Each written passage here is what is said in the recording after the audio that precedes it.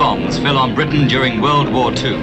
They caused havoc, fire and death. They left hundreds of thousands homeless. But of all the bombs dropped, it was those that did not explode that created the most difficult problems. Problems that still exist. For even today, the war against the unexploded bomb is still being fought daily by a handful of picked men. And this is a war not fought without casualties. In 3 years, the Royal Navy's own bomb and mine disposal section dealt with nearly 24,000 explosive objects in the sea and on the foreshore of Britain and the Mediterranean. Mines are still being washed up on the beaches, and it's the Navy's job to tackle them.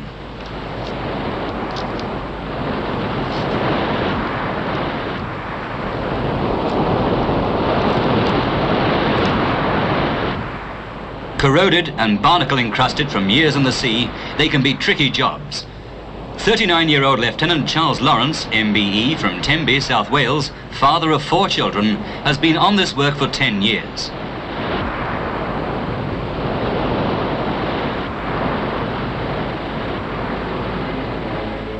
With the fuse battery of the mine out, he cuts the connecting leads, then sets about removing the detonator.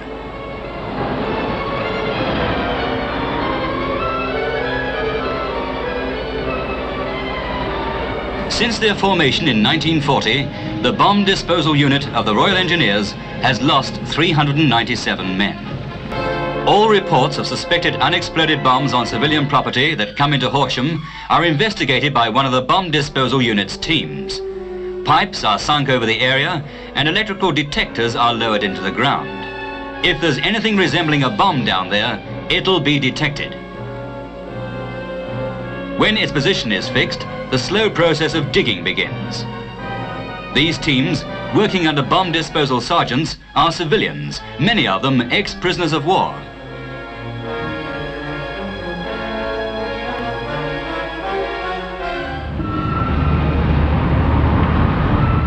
Nearby houses are evacuated for the day. The local police go from door to door to make sure that everyone is out of the area. Slowly the bomb comes out from where it's lain since 1941.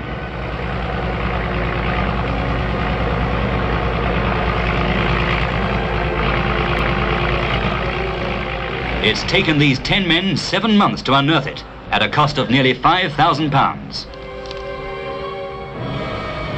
As it is lowered, soon to be destroyed, the Bomb Disposal Unit have won another victory in the war against the unexploded bomb. A war that has earned its men 12 George medals and countless other decorations. Their gallantry is today commemorated by a centerpiece presented to the mess of their Horsham headquarters. A gallantry summed up in 2 words which tell the official story of their achievement. Rendered safe.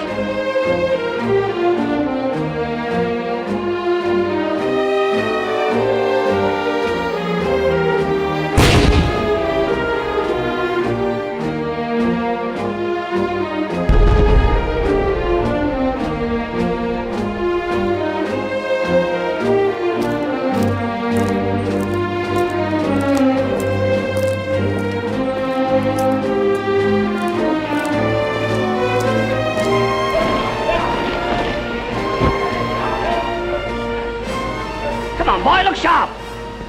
I'll fall in on the end of the line. Hurry up and drop your bag on the floor. Drop your bag, lad. Stand at ease. Carry your feet off, in other words. Right, now pay attention to me. From now on, you'll be known as a squad. Hands out your pockets, you, for a start.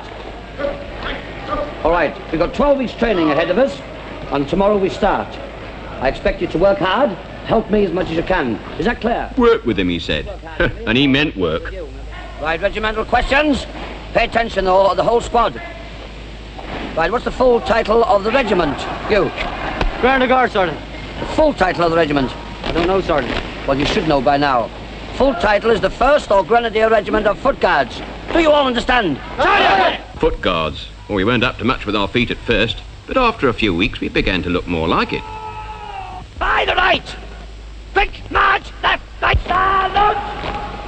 To the front!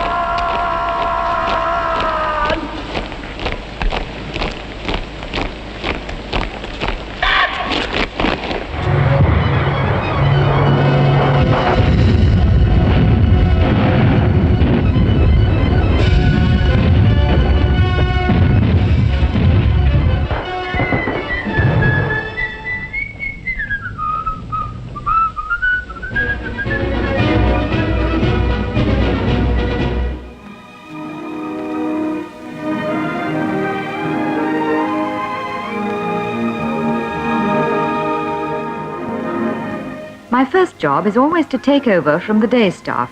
It really takes about a quarter of an hour to hear what's been happening during the day.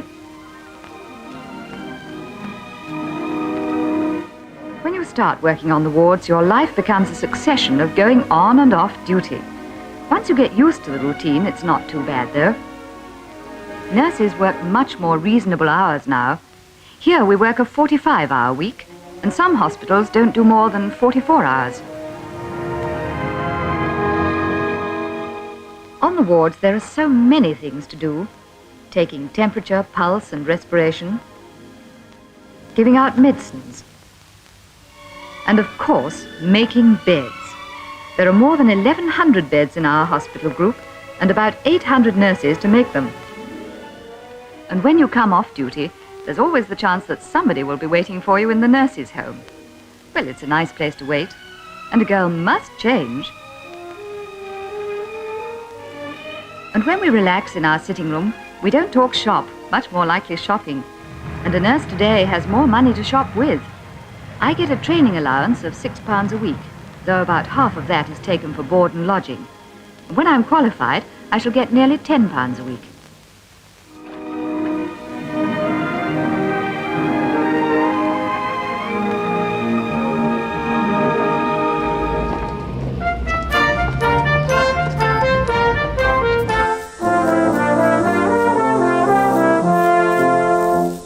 Dave and Jean are both from Aberdeen, by the way. Find they have few friends outside other police families.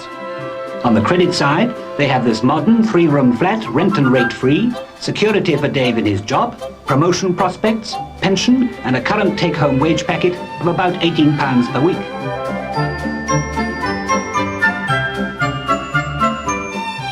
Biggest drawback is the shift work, which makes family life difficult. And shift work limits social life. A PC's duties are many. Helping kids cross the road. There's a shortage of civilian crossing patrols too. If a PC is known to be near an incident, he may be summoned by phone from HQ.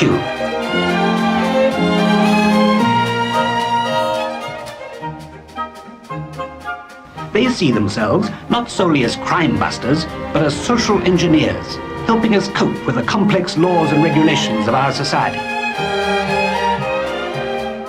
Home at a reasonable hour tonight, but it's back to late turn tomorrow, 10 p.m. to 6 a.m., asleep and breakfast at 3 in the afternoon. Ah well, that's a policeman's lot, and a policeman's wife's lot too.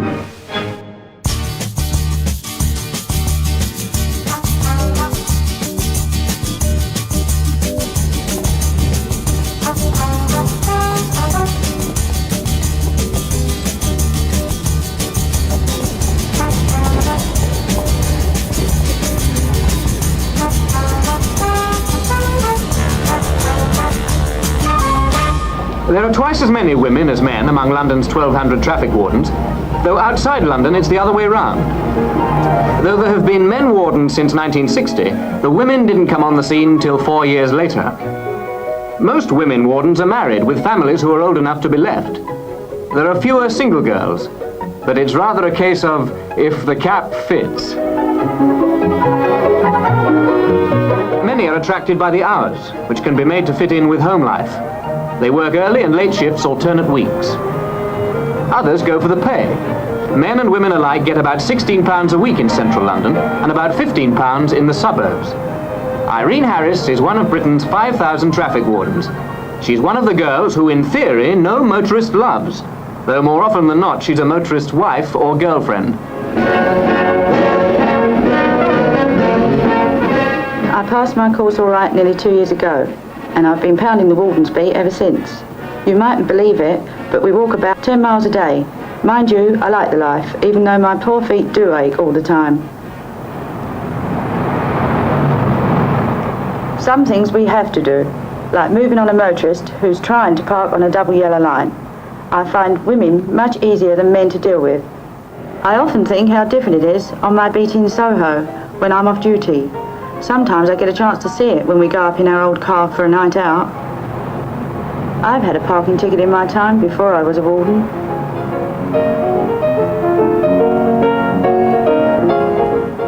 I I usually find a space to park, but it takes a lot of looking for before we can go off on the spree.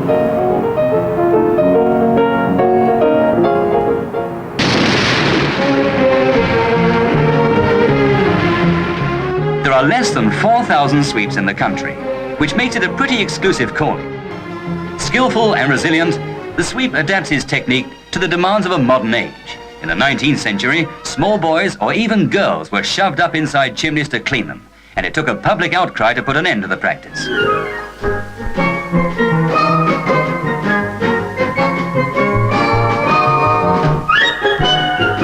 With a chimney of this sort, the sweep cleans from outside, and just as well, he could get lost in this one. With this type of chimney, a heavy ball is used to weight the brush on its way down. But it's useful, too, to let the sweep's mate know he's ready. 3/4 of them work on their own account. So far as the big contract jobs are concerned, the summer is the brisk time for the trade. And in the summer, it's more comfortable to be cleaning the chimney from outside than the boiler flue inside, though this chap doesn't seem to mind. Wearing a mask is a matter of personal choice. Some do, some don't.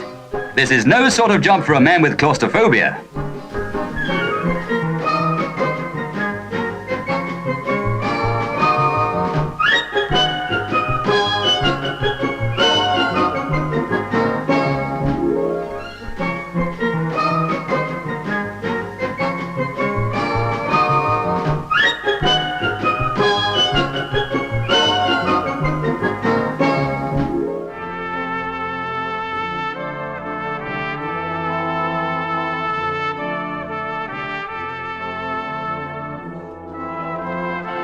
Since 1950, more than 550 mills have been closed and converted for all sorts of light industries. Operatives have been taught new skills, which has often led to a new way of life. The biggest group of converted mills includes one at Lee, where wiring systems for motor cars are made. They're assembled by girls who yesterday would have worked in a cotton mill, but who've proved that Lancashire skill and craftsmanship are quickly adaptable.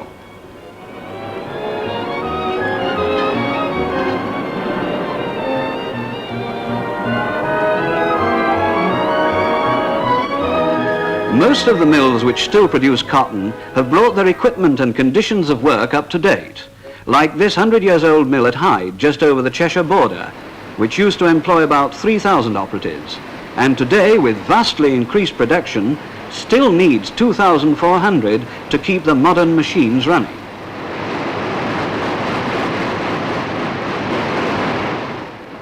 Many of the workers and their families have been with this mill for generations. Like Eleanor Pleasance, who's worked in the carding room for more than 50 years. With her family, she's given the mill over 350 years' service. Today, many of the operatives come from faraway places such as Pakistan and Italy. Here, in this light, airy spinning room, each machine is equipped with a monster vacuum cleaner designed to pick up the cotton dust before it's had time to settle and become a menace to health.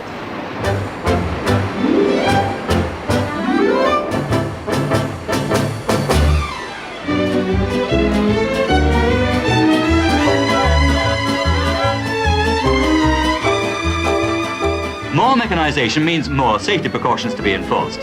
The first factory inspectors were appointed more than 100 years ago, in the days when child labor was a scandal.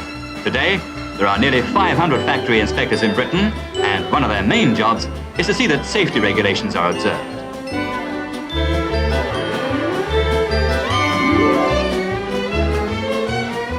On visits to factories, the inspector ensures that safety guards are being used properly and are in working order. Here, he tests the guard on a hydraulic press to make sure the machine won't operate unless the guard is in position. There can be risks, too, in the laundry, where many of the machines are hand-operated.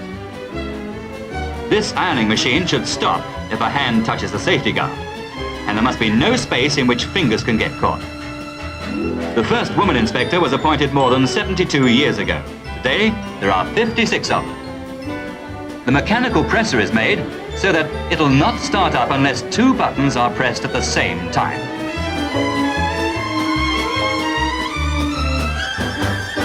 But even with safety devices, accidents can happen, and trainees get advice from the inspector on how to avoid them.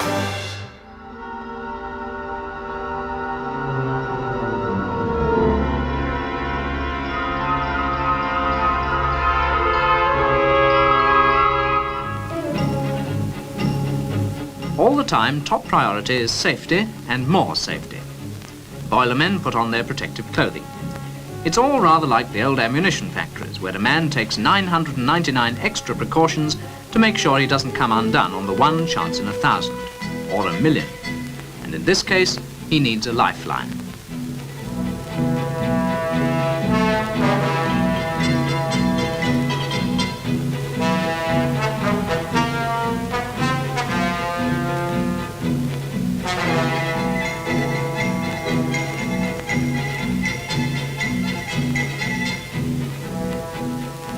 Armed with a light and an air pipe, he goes right down into one of the boilers and carries out an inspection when the flow is turned off.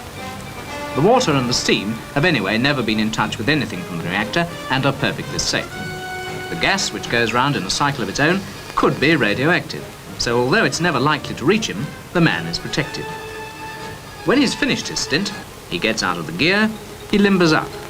He takes a shower to make sure that no dust has settled on him. He gives his hands a special test.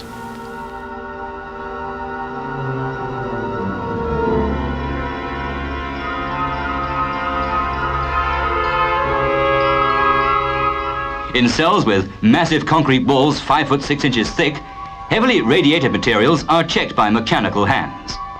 But the checking instruments that go into these cells must later be decontaminated or cleaned. And for this job, an operator gets into a pressurized suit. The air is continually pumped in under pressure and escapes through a vent in the suit as he moves into the contaminated area. The heavily radiated materials are removed from the cells mechanically. Then the contaminated testing equipment is brought through to the cleaning bay. The compressed air escaping from the operator's suit prevents any of the radioactive dust from getting in.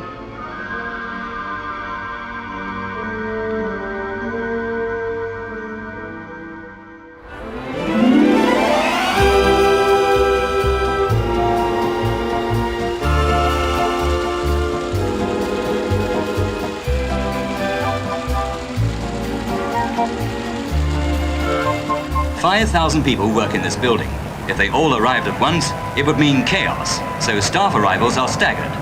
Some start at 20 to 9, and others at 5 past. In the big company world of today, you can measure the corridors in miles,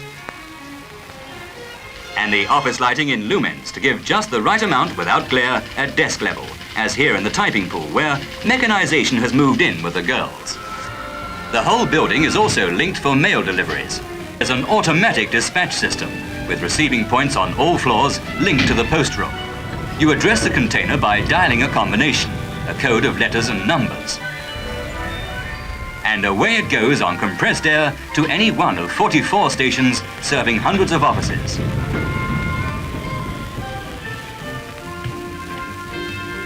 In the computer room, the robots are busy on company accounts, tax returns, sales figures, and the rest of the complex arithmetic of a vast concern.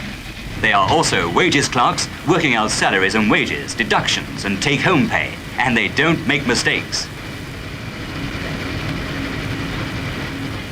And here's something for the hello girls, a telephone exchange with a difference. 250 lines, 4,500 extensions, and not a cord in sight.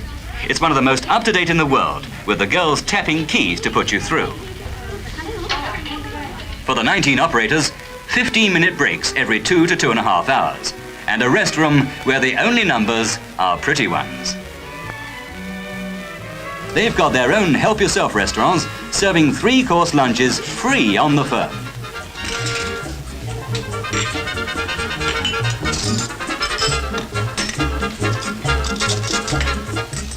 And what better in a lunch hour than to see what your artistic friends on the staff have been up to in their spare time.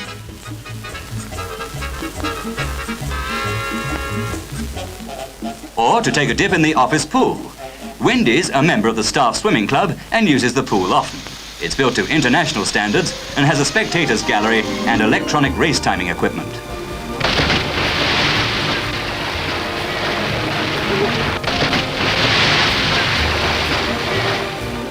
And after work, in the evening, another part of this office with a difference comes to life.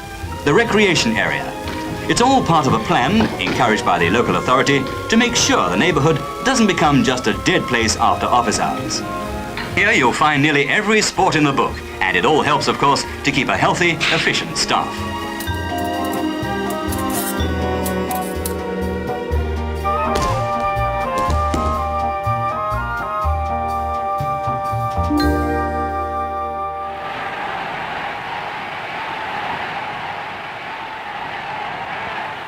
It's always late in the afternoon that 3 young matadors go into the arena to kill 2 bulls each.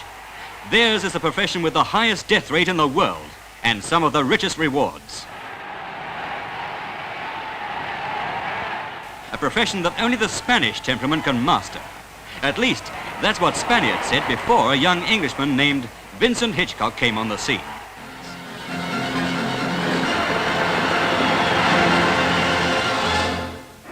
After 4 years, he retired to a farm in Kent, where he now lives with his wife Jacqueline and their 3 small daughters. He'd killed 180 bulls at nearly 80 bullfights. Twice he was almost fatally gored. He'd been earning $15,000 a year.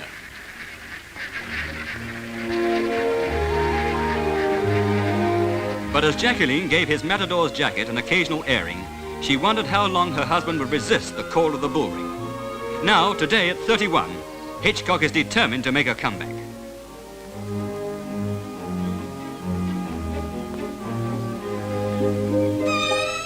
It all began with a letter from his manager in Madrid. "Prove that you can face a bull again," said his manager, "and fat contracts are waiting."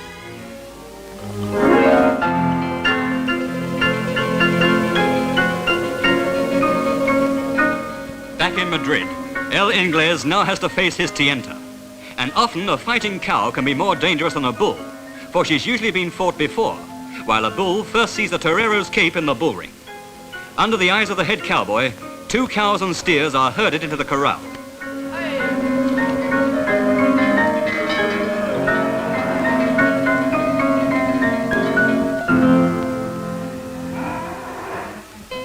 A 9-year-old, this spitting, vicious little beast has obviously been fought before. Notice how she hooks. She's after the man and not the cape. And Hitchcock knows it. He's too slow. He's caught and half tossed. Nothing serious, though. Just torn trousers. Everything is ready. The crowds flock to the bull ring. The 3 matadors lead in their teams of 6 men. Behind come the mules which will drag the dead bulls from the arena. In comes the first bull, knowing perhaps subconsciously that he's going to fight for his life, but can't win. As the toreros play the bull, Hitchcock weighs up his tactics.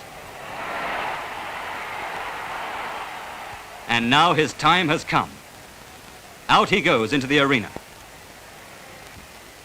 For Hitchcock, the Englishman, this is his moment of truth.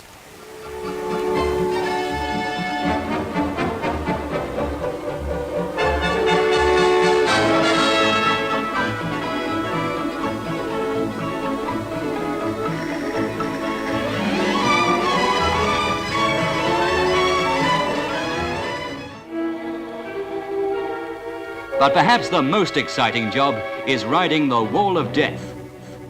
Here at Southend, 55 years old Tornado Smith is ready for his day's work.